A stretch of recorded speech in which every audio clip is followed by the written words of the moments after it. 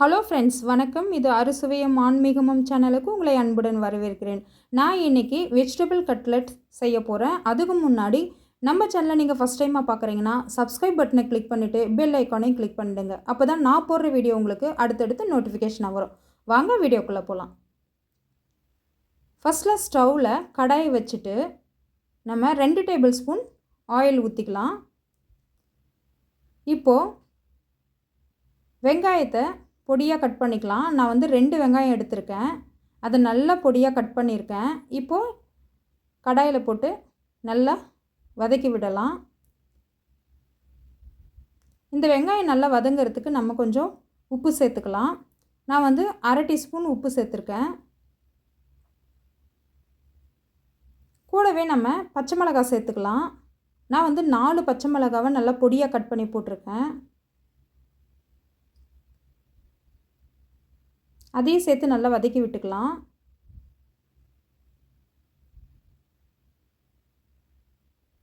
நல்லா வதக்கி விட்டுக்கிட்டு இப்போ நம்ம பொடியாக பீன்ஸ் கட் பண்ணி வச்சுருக்கேன். இந்த பீன்ஸ் நான் ஒரு 15 பீன்ஸ் இருக்கும், பொடியாக கட் பண்ணிக்கணும்.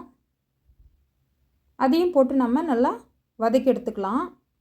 இது கூடவே நம்ம இஞ்சி பூண்டு பேஸ்ட் எடுத்துக்கலாம். இது 1 டேபிள் ஸ்பூன் இஞ்சி பூண்டு பேஸ்ட்டு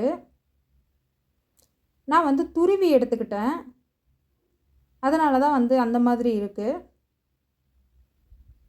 நீங்கள் அரைச்சி 1 டேபிள் ஸ்பூன் போட்டுக்கோங்க. இப்போது மஞ்சத்தூள் போட்டுக்கலாம். 1/2 டீஸ்பூன் மஞ்சத்தூள் போட்டுக்கலாம். கூடவே கரம் மசாலா 1 டீஸ்பூன் சேர்த்துக்கலாம். இது கூடவே காரத்துக்கு ஆல்ரெடி க்ரீன் சில்லி போட்டிருக்கோம். இப்போது மிளகாய்த்தூள் சேர்த்துக்கலாம். 2 டேபிள் ஸ்பூன் மிளகாய்த்தூள் சேர்த்துருக்கேன் நான். உங்களுக்கு தேவையான அளவுக்கு நீங்கள் காரத்தை சேர்த்துக்கலாம். கூடவே இப்போ நம்ம நல்லா பொடியாக நறுக்கின கேரட்டு சேர்த்துக்கலாம். நான் ஒரு பெரிய கேரட் எடுத்திருக்கேன். அதை நான் பொடியாக கட் பண்ணி போட்டிருக்கேன். இது எல்லாமே பொடியாக இருக்கணும், பீன்ஸ் கேரட்டெல்லாம். அப்போ தான் நம்ம கட்லெட்டு பிடிக்கும்போது வெளியில் வராமல் இருக்கும். இப்போ நம்ம இதை ஒரு மூடி போட்டு ஒரு 5 நிமிஷம் நம்ம லோ ஃப்ளேமில் வச்சுக்கலாம். இப்போ எடுத்து பார்த்துட்டு கொஞ்சம் தண்ணி விட்டு கொஞ்சம் வதங்கியிருக்கும். இப்போ நம்ம வதக்கி விட்டுட்டு பச்சை பட்டாணியை நான் வேக வச்சுருக்கேன். நீங்கள் ஃப்ரெஷ்ஷான பச்சை பட்டாணியாக இருந்தால் கூட போட்டுக்கோங்க. நான் ட்ரை பச்சை பட்டாணியை ஊற வச்சு வேக வச்சு போட்டிருக்கேன், 1/2 கப்பு.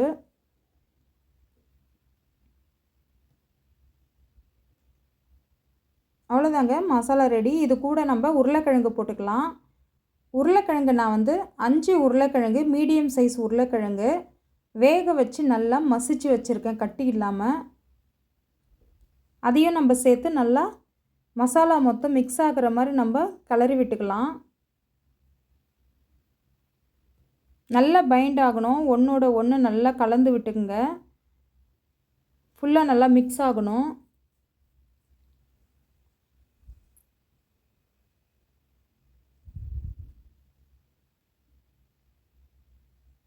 நல்லா மிக்ஸ் பண்ணி விட்டுக்கோங்க.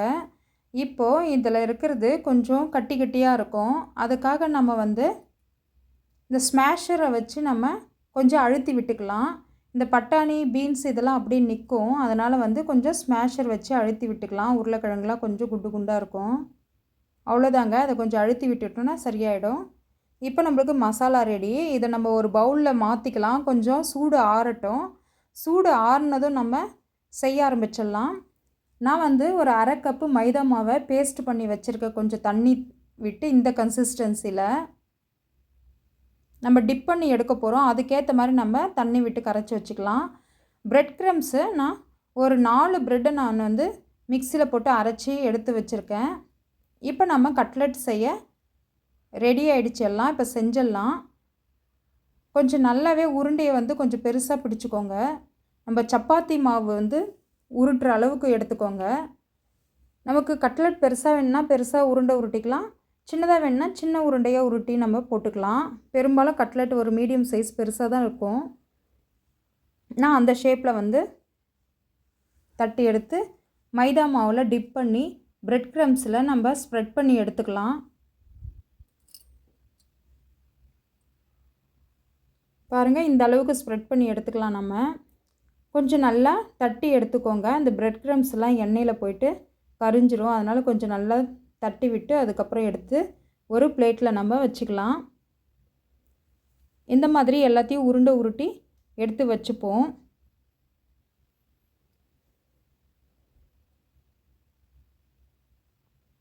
எல்லா உருண்டைகளும் இந்த மாதிரி தட்டி மைதா மாவில் டிப் பண்ணி பிரெட் க்ரம்ஸில் ஸ்ப்ரெட் பண்ணி எடுத்து நம்ம ஒரு பிளேட்டில் எடுத்து வச்சுக்கலாம்.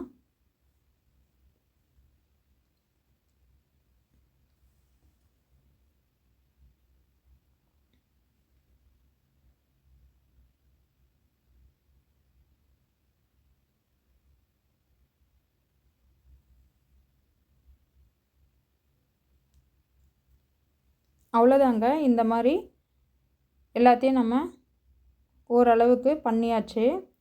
எல்லாத்தையும் நம்ம ரெடி பண்ணி நம்ம பிளேட்டில் எடுத்து வச்சுக்கிட்டு அதுக்கப்புறம் நம்ம வந்து கட்லெட்டை பொரித்து எடுக்கலாம். இப்போது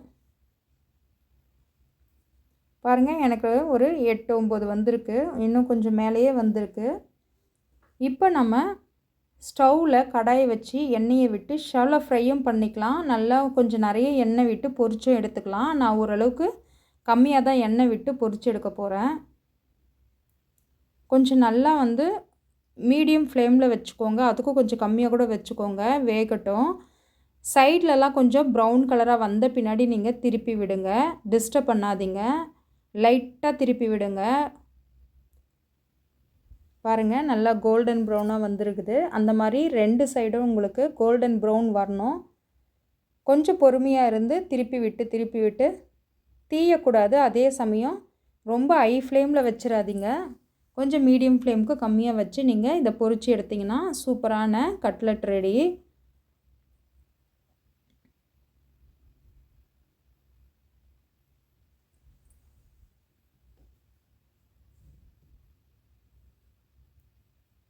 இதே மாதிரி நம்ம எல்லா உருண்டைகளும் தட்டி போட்டு நம்ம இந்த மாதிரி கட்லெட்டு பொரித்து எடுத்துக்கலாம்.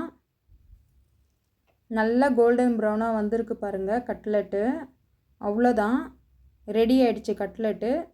வெஜ் கட்லெட்டை நீங்களும் ட்ரை பண்ணி பாருங்கள். எப்படி இருந்ததுன்னு சொல்லி கமெண்ட்ஸில் சொல்லுங்கள். லைக் பண்ணுங்கள், ஷேர் பண்ணுங்கள், சப்ஸ்கிரைப் பண்ணுங்கள், பெல் ஐக்கனை கிளிக் பண்ணுங்கள். அடுத்த வீடியோவில் சூப்பரான ரெசிபியோடு சந்திக்கிறேன். நன்றி, வணக்கம்.